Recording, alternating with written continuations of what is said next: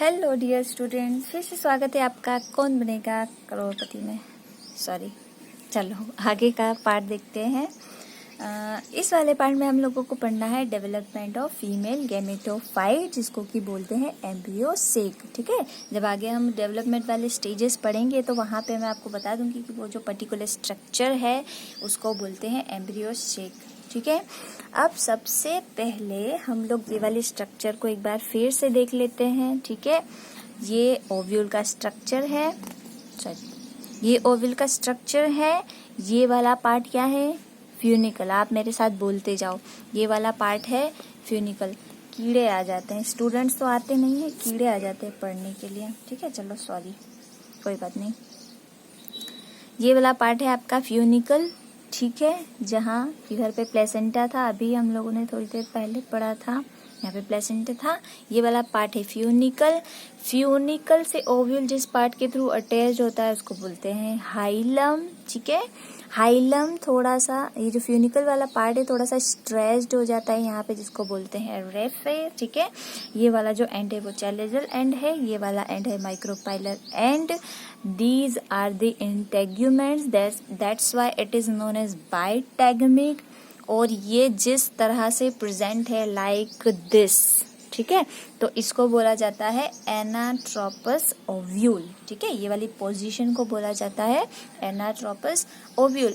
और जो मैक्सिमम जो फ्लावरिंग प्लांट्स हैं, एंजियोस्पर्मिक प्लांट्स हैं, उनमें एनाट्रोपस टाइप का ही ओव्यूल मतलब प्रेजेंट होता है, उसकी पोजीशन एनाट्रोपस टाइप की होती है। ठीक है, अब मैंने क्या बोला इसको थोड़ा सा ध्यान से सुना। जो एंजियोस्पर्मिक प्लांट्स होते हैं, मतलब ऐसे प्लांट जो कि बहुत ज़्यादा फ्लावरिंग प्लांट्स होते हैं, मतलब जिनमें ईयरली या ठीक है मतलब फ्लावर आते रहते हैं, जैसे आपका रोज है।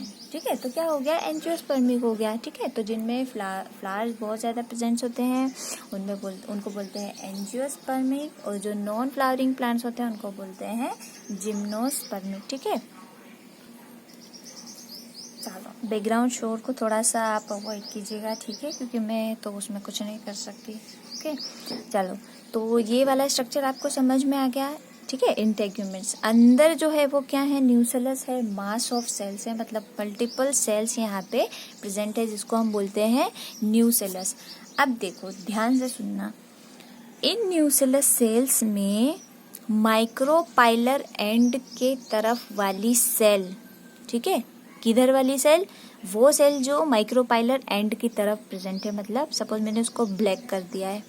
ठीक है, तो ये वाली जो सेल है ये साइज में क्या हो जाएगी? बड़ी हो जाएगी। साइज में कैसी हो जाएगी? बड़ी हो जाएगी। ठीक है, तो ये वाली जो सेल है इसको मैंने अलग उठा के यहाँ रख दिया। ठीक है, इसको मैंने अलग उठा के यहाँ रख दिया। ठीक है, अब ये वाली जो सेल है इसको बोलते हैं मेगास्पोर मदर सेल, MMC। ये वर्ड हमने पहले भी पढ़ा था जब हम पोलन ग्रेन की बात कर रहे थे, बट वहाँ पे इसका फुल फॉर्म क्या था? Microspore mother cell, microspore mother cell. यहाँ पे इसका नाम क्या है? Megaspore mother cell. ठीक है, मेगा स्पोर मदर सेल, जो कि कैसी होती है? डिप्लॉयड होती है। अब देखो मैं चैलेजल एंड माइक्रोपाइलर एंड की तरफ क्यों ज्यादा जोर दे रही थी। आप देखो यहाँ सारे जो सेल्स है सब में ऊपर C है, नीचे M है। C का मतलब चैलेजल एंड, M का मतलब माइक्रोपाइलर एंड। ठीक है, ये लगाना जरूरी है।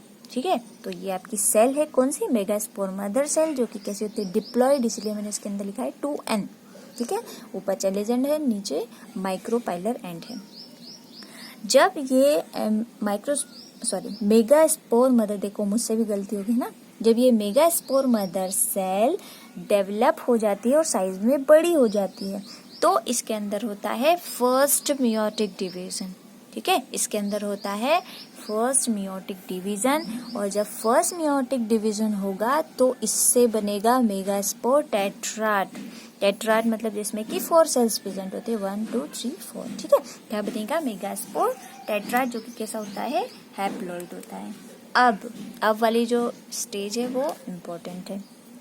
देखो जब मेगास्पोर टेट्राड बन जाएगा उसके कुछ टाइम के बाद इस टेट्राड की जो ऊपर वाली 3 सेल्स हैं वो क्या हो जाएगी? डीजेनरेट हो जाएगी, डिस्ट्रॉय होने लग जाएगी, खत्म होने लग जाएगी। ठीक है। जो ऊपर वाली 3 सेल्स है वो डीजेनरेट होने लग जाएगी क्योंकि इनका कोई काम नहीं है, ठीक है। नीचे वाली जो सेल बचेगी, माइक्रोपाइलर एंड वाली जो सेल बचेगी, ठीक है, उसको बोलेंगे सर्वाइविंग मेगास्पोर, ठीक है, सर्वाइविंग मेगास्पोर सेल, ठीक है। अब ये जो सर्वाइविंग मेगास्पोर सेल है जो बची हुई है, जो सर्वाइव कर गई है, बाकी ऊपर वाली 3 तो डिस्ट्रॉय हो गई है, ठीक है। तो ये जो बची हुई मेगास्पोर सेल है जिसको सर्वाइविंग मेगास्पोर सेल बोल रहे हैं, इसके अंदर 3 कैरियोकाइनेसिस होंगे, 3 न्यूक्लियर डिवीजन होंगे, ठीक है। क्या होंगे?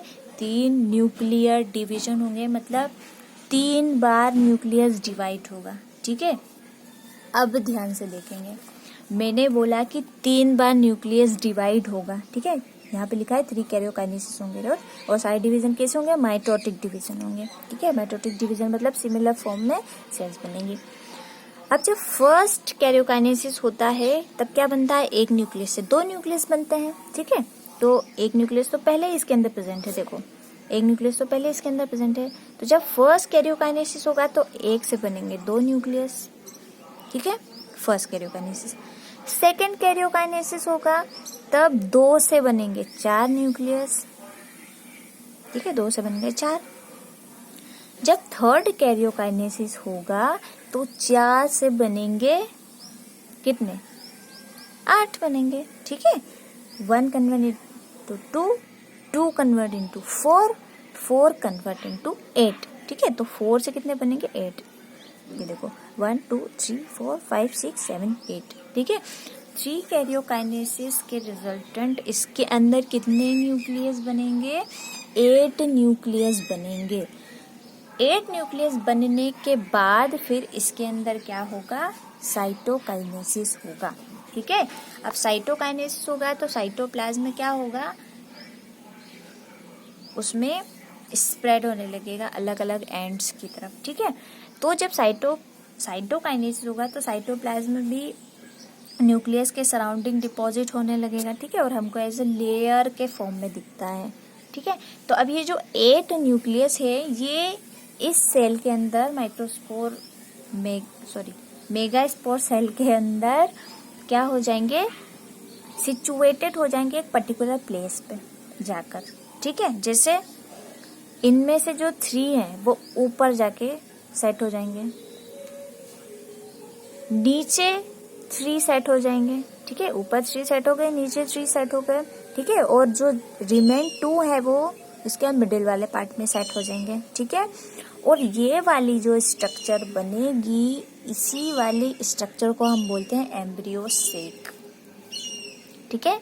जब साइटोकाइनेसिस के बाद जो न्यूक्लियस है वो साइटोप्लाज्म के साथ सेल के अंदर अरेंज्ड हो जाता है, तब हम उसे क्या बोलेंगे? उस पर्टिकुलर स्ट्रक्चर को एम्ब्रियो शेक, ठीक है। अब देखो, अब ये अरेंज तो हो गए हैं, ठीक है, ये 1 2 3, ठीक है, इनके सराउंडिंग में साइटोप्लाज्म डिपॉजिट हो गया है, ठीक है। अब ये एक नई सेल बन गई, ठीक है, ये अपने आप में एक नई सेल बन गई। तो इन सेल्स को क्या बोलते हैं? जो चैलिजल एंड की तरफ होती है इनको बोलते हैं एंटीपोडल सेल्स, ठीक है। नीचे वाली जो 3 सेल्स हैं इसमें ये वाली जो 2 सेल्स हैं ये तो छोटी रहेंगी, ठीक है, ये वाली जो 2 सेल हैं वो छोटी रहेंगी, बट बीच वाली जो है वो बड़ी रहेगी। दिख रहा है ना आपको? ये 2 सेल्स छोटी हैं और ये जो बीच वाली है ये बड़ी है, ठीक है। तो ये जो 2 सेल्स होती हैं छोटी वाली, इनको बोलते हैं सिनर्जिड सेल्स। क्या बोलते हैं? Synergid cells. और ये जो ऊपर वाली बड़ी सेल है इसको क्या बोलते हैं? एग सेल, ठीक है। और दोनों को कंबाइनली अगर बोलेंगे तो इसको बोलेंगे एग एपैरेटस, ठीक है। अब बीच वाले जो 2 न्यूक्लियस बच गए हैं इनको बोलते हैं पोलर न्यूक्लियाई। बीच वाले जो 2 न्यूक्लियस रिमेन रह गए इनको बोलते हैं पोलर न्यूक्लियाई, और आगे जाके हमको इन दोनों का ही काम है, ठीक है। एक बार फिर से देख लेते हैं। यहाँ पे 3 कैरियोकाइनेसिस के थ्रू 8 न्यूक्लियस का फॉर्मेशन हुआ है। ये 8 न्यूक्लियस साइटोकाइनेसिस करने के बाद है ना, पर्टिकुलरली अरेंज्ड हो जाएंगे, 3 ऊपर 3 नीचे और 2 न्यूक्लियस बीच में, ठीक है। जब साइटोप्लाज्म इनके सराउंडिंग डिपॉजिट हो जाएगा तो ये अपने आप में एक सेल बन जाएंगे, ठीक है, अपने आप में एक सेल कहलाएंगे, ठीक है। तो ऊपर वाली जो 3 सेल्स होती हैं they are known as antipodal cells, below the 2 cells, 2 small cells are known as synergid cells, and one bigger one is known as egg, and they are combinedly known as egg apparatus. The 2 nuclei which is present in the middle part of the embryo sac, which is known as polar nuclei, ठीक है, and this structure is known as embryo sac, ठीक है। अब आपको समझ में आ गया कि यहाँ पे जो एम्ब्रियो सेक लिखा था वो क्या होती है, वो होती है ये वाली स्ट्रक्चर, ठीक है। इसको सपने में भी पूछे तो आपको पता होना चाहिए कि ये है आपका एम्ब्रियो सेक, 2 पोलिन्यूक्लियाई बीच में, इधर सिनर्जिड सेल्स हैं और बीच में है आपकी एग सेल, ठीक है। This is known as embryo sac. अब जब हम ओव्यूल को बनाएंगे तो अब हम ये न्यूसेलस वाला पार्ट नहीं बनाएंगे, ठीक है। अब ये न्यूसेलस वाला पार्ट नहीं बनाएंगे, अब हम डायरेक्ट एम्ब्रियो शेक ही बनाएंगे इसके अंदर, ठीक है। और ये एम्ब्रियो शेक ही आगे जाके किसमें कन्वर्ट होता है, सीड में। जब सीड में कब कन्वर्ट होगा, जब इसके पास आके पोलन ग्रेन ऐड होगा, ठीक है, तब जाके ये सीड में कन्वर्ट होगा, ठीक है। पर कुछ एक्सेप्शंस भी हैं जिनमें फर्टिलाइजेशन की प्रोसेस नहीं होती है, ठीक है। आगे वाले पार्ट में है टाइप्स ऑफ ओव्यूल्स, ठीक है, जिसके बारे में हम लोग बात कर रहे थे।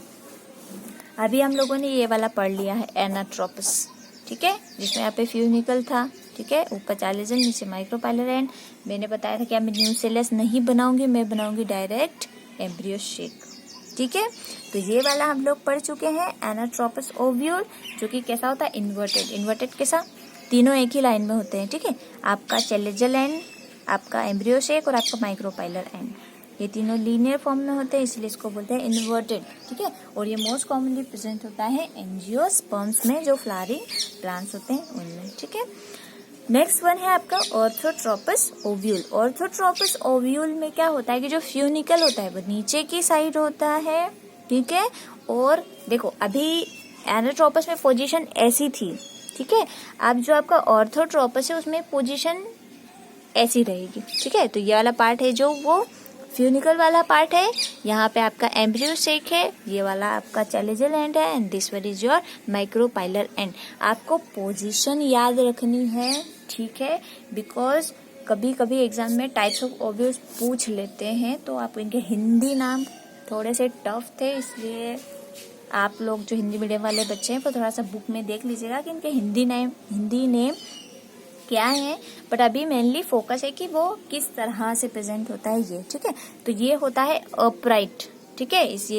ये वाली जो पोजीशन होती है इसको बोलते हैं अपराइट पोजीशन। और ये मोस्ट कॉमनली प्रेजेंट होता है जिम्नोस्पर्म में, ऐसे प्लांट जिनमें फ्लावर्स ज्यादा नहीं होते हैं, ज्यादा का बहुत निग्लिजिबल क्वांटिटी में फ्लावरिंग होती है, ठीक है, उनको बोलते हैं जिम्नोस्पर्म, ठीक है। अपराइट मतलब इसमें भी फ्यूनिकल, चैलेजल एंड और माइक्रोपाइलर एंड एक सीध में प्रेजेंट होते हैं, ओके, ठीक है। और एनाट्रोपस हो गया, ऑर्थोट्रोपस हो गया। नेक्स्ट है आपका हेमीट्रोपस ओव्यूल। हेमीट्रोपस ओव्यूल में क्या है, ये ट्रांसवर्सली प्रेजेंट होता है, ठीक है। ट्रांसवर्सली कैसे, जैसे ये आपका फ्यूनिकल है, ठीक है, ये आपका फ्यूनिकल है, और फिर यहाँ से चैलेजा और फिर माइक्रोपाइलर एंड, ठीक है। तो ये कुछ इस तरह से प्रेजेंट है, ये फ्यूनिकल है, यहाँ पे आपका चैलेजल है और यहाँ पे माइक्रोपाइलर, ठीक है। जैसे कि ये आपका फ्यूनिकल है, ठीक है, आपका फ्यूनिकल है और ये आपका ओव्यूल है, ठीक है। आपने हाथ से थोड़ा सा जेस्चर बना के देखिएगा तो वो आपको इजीली याद रहेंगे, और उसको 1-2 बार प्रैक्टिस कर लीजिएगा, ठीक है। बिकॉज जब चैप्टर हो जाएगा तो हो सकता है कि मैं आपका टेस्ट लूँ लाइव, जो जूम ऐप होती है ना, जूम ऐप या जीमेट जो होती है, उस पर मैं आपका ओरल टेस्ट लूँ, ठीक है। तो वहाँ पे वैसे अच्छा रहेगा वो, क्योंकि हमारा बहुत टाइम से इंटरेक्शन नहीं हुआ है, तो ठीक रहेगा वो। ऐसा मैंने सोचा है, देखते हैं आगे क्या होता है, ठीक है। तो ये है आपका हेमीट्रोपस ओव्यूल, जो कि कैसा होता है, ट्रांसवर्स, ठीक है। इनके पोजीशन ध्यान रखेंगे। नेक्स्ट होता है आपका कैम्पाइलोट्रोपस ओव्यूल। कैम्पाइलोट्रोपस ओव्यूल इन दोनों के बीच वाला है, ठीक है। देखो ये एकदम नीचे की तरफ है और ये एकदम सामने की तरफ है, ठीक है। तो नेक्स्ट वाला जो कैम्पाइलोट्रोपस है वो इन दोनों के बीच वाला एंगल बनाएगा, ठीक है, ना तो एकदम नीचे और ना एकदम सीधा। इसको बोलते हैं, क्या बोलते हैं इसको, बिल्कुल जो 90 डिग्री के एंगल में होता है ना, ठीक है, 90 डिग्री के एंगल में, कि एक बिल्कुल ऐसा है और एक बिल्कुल ऐसा है, ठीक है। तो वो ना ऐसा रहेगा ना ऐसा, वो बिल्कुल कहाँ रहेगा, यहाँ बीच में, ठीक है। उसका जो माइक्रोपाइलर एंड रहेगा बिल्कुल बीच में, देखो, ठीक है।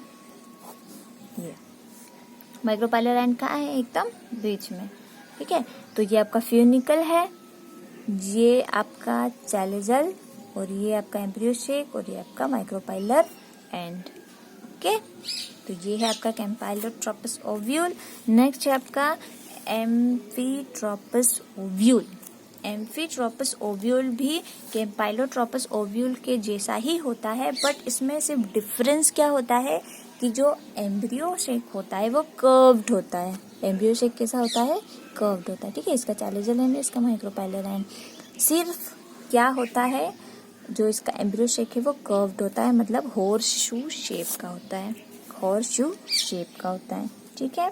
नेक्स्ट लास्ट वन है आपका सर्सिनोट्रोपस ओव्यूल। सर्सिनोट्रोपस ओव्यूल में क्या है, ये तो फ्यूनिकल एज इट इज है, बट फ्यूनिकल का जो पार्ट है वो बिल्कुल सर्कुलर फॉर्म में बेंड हो जाता है, फिर आपको वहां से ओव्यूल अटैच होता है, आपका ओव्यूल अटैच होता है, ठीक है। तो बिल्कुल ये सर्कुलर फॉर्म में बेंड हो जाता है, एंड देन बिल्कुल आपका ऐसा अपराइट फॉर्म में आपका ओव्यूल प्रेजेंट होता है, ठीक है। ये आपका फ्यूनिकल, ये आपका चैलेजल एंड, और ये आपका एम्ब्रियोसेक, और ये आपका माइक्रोपाइलर एंड, ठीक है।